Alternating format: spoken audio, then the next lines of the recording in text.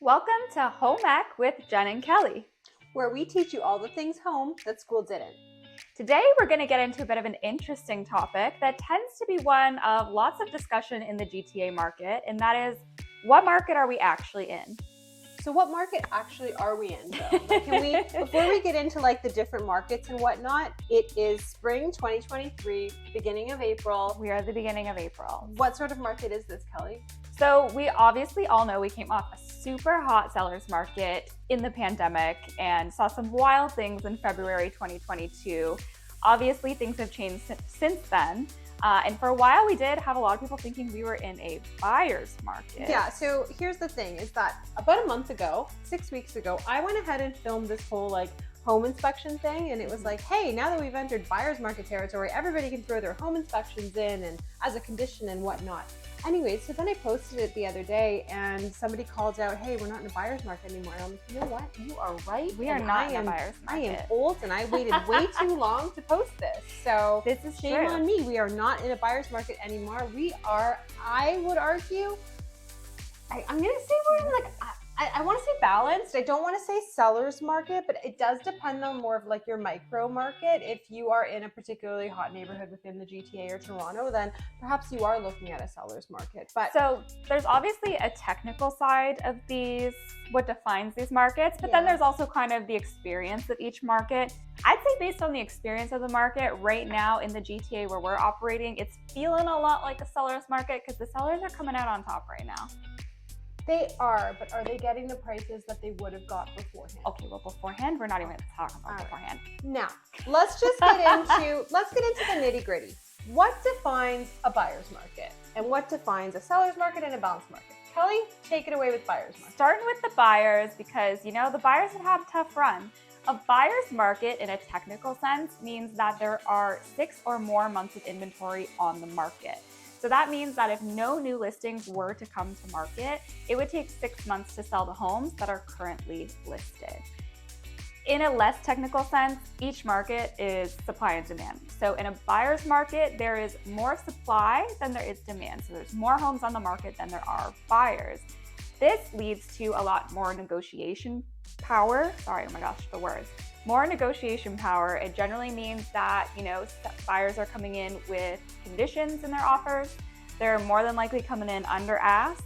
Home prices are probably trending at a fairly stable or downward trajectory. We're not seeing crazy increases in prices over time. And again, this is just when the buyers have the power, they have a lot more negotiation on the table, and, sellers got to work with them because Absolutely. And in a buyer's market, to your point, I just experienced something last night where we had a situation where there were offers with conditions, without conditions. So in a buyer's market, you're looking at the financing conditions, the home inspection conditions, the sale of the buyer's property conditions, all those lovely things.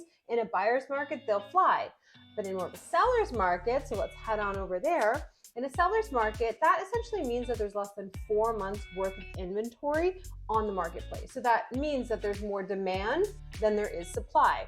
And this leads to, it's more of an upwards trending market, and it leads to multiple offers on properties because there's more buyers in the market than there is houses. So prices tend to be higher and sellers get favorable terms on their agreement. Very favorable. Yeah. Very favorable. So those conditions that we were just talking about in a seller's market, if you remember, if you were in the market at all in spring 2022, wow.